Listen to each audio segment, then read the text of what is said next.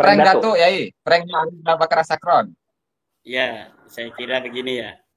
Jadi prank Datuk atau yang lainnya itu mungkin tidak serta-merta demikian ya, Gus Ajis ya. Jadi mungkin sebelumnya ada cerita-cerita dari mulut ke mulut, sebelumnya mungkin. Betul. Itu dikonstruksi di dalam alam pikiran, ya, bahwa ini adalah sebuah kebenaran, kemudian dicari pembenarannya. Ketika tidak ketemu kebenaran itu, kemudian diciptakan. Nah, mungkin jadi awalnya mungkin beliau pun dalam keraguan yang sangat kuat ya, tetapi kemudian itu dengan berjalannya waktu, keraguan-keraguan itu semakin menipis dengan meninggal atau adanya modifikasi itu. Jadi semakin lama nasab ini semakin diyakini, apalagi dalam setiap masa kemudian membuat sebuah cerita-cerita yang luar biasa tentang leluhur mereka di masa lalu. Coba kita kalau lihat algoritma daripada cerita-cerita itu pada masa Ali As-Sakron tidak wow gitu apa yang ditulis kemudian oleh para Balawi sesudahnya. Jadi semakin lama kemudian semakin konstruksi rekayasa atau manipulasi data itu semakin kokoh di antara mereka saja.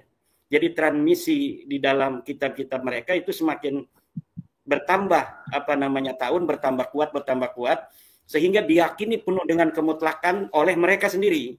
Sementara kalau kita misalnya melihat sekitar mereka dari ulama-ulama yang kemudian mencatat tentang bagaimana sejarah keturunan Nabi yang ada di Yaman, di masa As-Suluk saja itu nama Al-Faqih Muqaddam nggak ada. 732 As-Suluk, sementara Faqih Muqaddam 653 Hijriah, hanya beberapa puluh tahun, tapi Al-Janadi tidak bisa untuk mereportase seseorang yang katanya mujtahid mutlak di abad sebelumnya, hanya beberapa puluh tahun saja. Kayak Syekh Hasyim Asy'ari itu ada di 1945, kemudian hari ini itu manuskrip kitabnya ada, kemudian perjuangannya masih ada. Kapan beliau itu bertemu dengan Syekh Khalil Bangkalan ketika mendirikan Nahdlatul Ulama terverifikasi. Siapa-siapa saja yang mendirikan Nahdlatul Ulama terverifikasi. Tetapi ini seorang Al-Janadi yang wafat 732 Hijriah yang menulis sejarah tentang Yaman sama sekali tidak bisa menemukan sosok yang maha besar yang bernama Faqih Muqaddam yang ada di Tarim. Sementara ulama-ulama yang lain itu ditulis di dalam kitab As-Suluk yang ada di Tarim ditulis, Muhammad Fadl ditulis, kemudian keluarga Bafadl, keluarga dari Ba'dib sendiri itu Ba'dib yang sekarang jadi pimpinnya Balawi, itu kakek beliau itu ulama besar di Tarim dicatat oleh As-Suluk. Tapi kenapa sekarang Muhammad bin Abu Bakar Ba'dib sekarang hanya jadi jongos daripada para Balawi yang leluhurnya sama sekali tidak dicatat di dalam kitab As-Suluk. Jadi Muhammad bin Abu Bakar Ba'dib yang sekarang menjadi seorang muhakkik dari kitab-kitab Balawi itu leluhurnya ulama besar yang ada di abad ke 7 Hijriah sampai awal abad ke-8 Hijriah. Tapi kemudian hari ini seorang Muhammad bin Abu Bakar Ba'dib yang leluhurnya betul-betul orang yang terverifikasi sebagai orang yang historis di masa lalu, seorang ulama di masanya, sekarang Muhammad bin Abu Bakar Ba'dibnya hanya menjadi jongos daripada keturunan orang yang tidak ada di masa itu. Jadi ini luar biasa, seperti kayak saya kadang-kadang miris itu Gus Ajis melihat turunan raja-raja yang ada di Madura. Turunan raja-raja yang ada di Madura itu hari ini memayungi orang yang bukan siapa-siapa. Jadi turunan raja yang juga turunan Wali Songo terverifikasi pada abad 18 masih ada kerajaan itu di Madura, pada abad 19 masih ada kerajaan itu di Madura. Hari ini keturunannya megang-megang payung untuk orang yang bukan siapa-siapa, bangsawan bukan, turunan nabi bukan, turunan raja bukan, pejuang kemerdekaan bukan, tidak ada sama sekali jasa mereka. Sebenarnya ini yang terjadi yang membuat kita miris. Nah, seorang turunan raja besar Teuku Iqbal Johar sekarang berani untuk berjuang. Dan sementara masih banyak. Saya itu ini giliran saya ngomong, jangan. Wajah saya kata Sayyid Habib Qori nggak sesuai.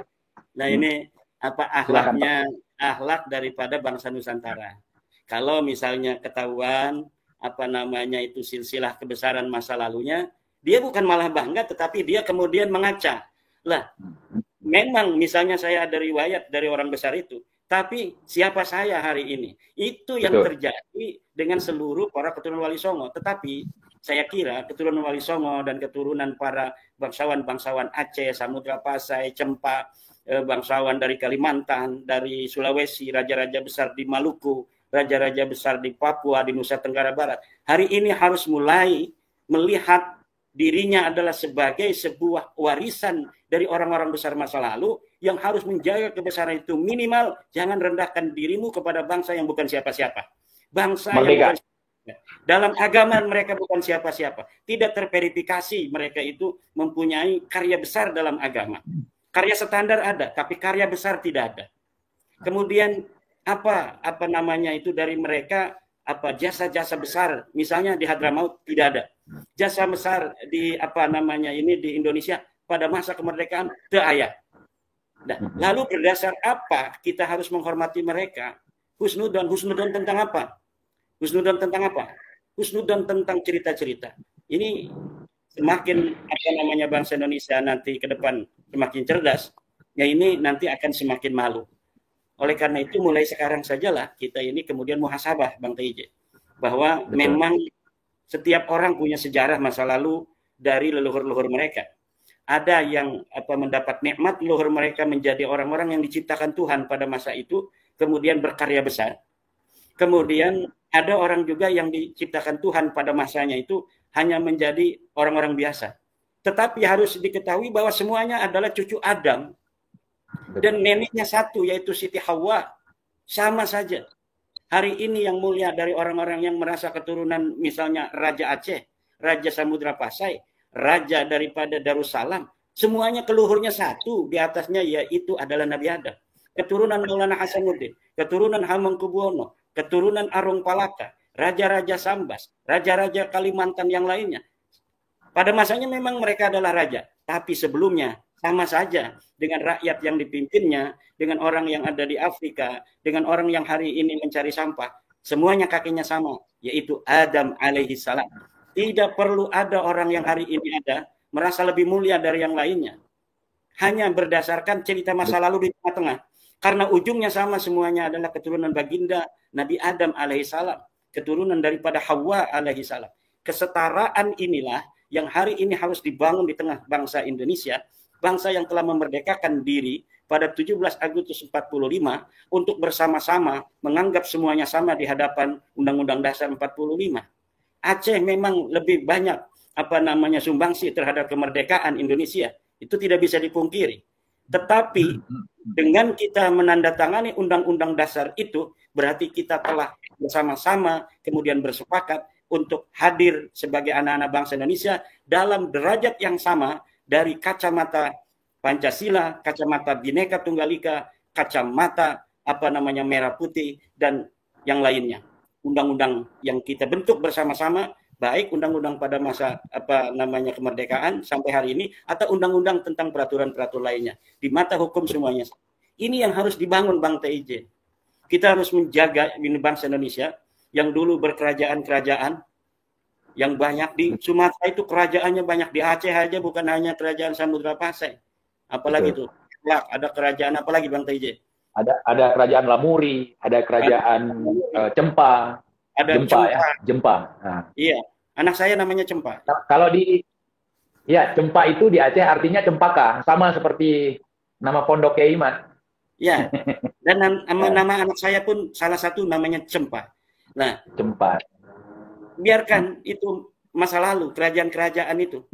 Di Jawa banyak kerajaan dari mulai Salakanegara, Tarumanegara, Kerajaan Pajajaran, Kerajaan Banten, Kerajaan Sunda. Di Jawa juga ada Ken Arok, Singasari, ada Uritekan Dayun dan lain sebagainya itu di Kediri. Semua punya masa lalu, tapi hari ini adalah Indonesia. Kita jaga Indonesia ini. Betul. Masa lalu itu meneteskan air mata sedih gitu. Kadang melihat saudara-saudara saya di Aceh ya. Karena ini lagi ngomong sama orang Aceh, saya bicara tentang misalnya tentang Aceh. bagaimana perjuangan mereka masa lalu, kemudian ada sedikit luka hati ingin memisahkan diri dari bangsa Indonesia. Lalu kalau memisahkan diri dengan bangsa Indonesia, orang Banten yang saudaranya bagaimana kan? Nanti beda, mau ketemu dengan Bang TIJ aja harus pakai paspor. Pakai paspor, betul. Nah, betul. ini kan udah kita jaga bareng-bareng sekarang ini, kita bersama-sama membangun sebuah konstruksi kenegaraan yang adil untuk semua, terutama untuk hari ini saudara-saudara kita yang dari luar bangsa Indonesia. Artinya yang luar dari bangsa Indonesia itu adalah orang-orang yang memang baru datang dari luar negeri, yang kemudian hari ini masih bisa dilihat ciri-cirinya bahwa mereka memang bukan daripada bangsa Indonesia masa lalu. Dari namanya masih ada nama-nama masa lalu, misalnya Van Houten dan lain sebagainya, Ban bin Shihab, yang nama-nama itu kemudian mencirikan bahwa mereka memang bukan bangsa Indonesia. Ayo kita sakuyunan menjaga negara, bangsa. Kalau memang kita merasa sekarang sebagai bangsa Indonesia, lupakan masa lalu. Sekarang kita bangsa Indonesia. Udah namanya Iqbal, Aziz, Imad, walaupun nama Arab, tapi itu merasa semua adalah nama-nama bangsa Indonesia. Nama Sutrisno, Joko, Widodo, Prabowo, Sumitro. Nah, ini nama-nama yang ada di Indonesia. Caniago, kemudian si Tompul, si Butar-Butar, si Nagabonar, dan lain sebagainya. Optiva, itu nama Turki. Iya.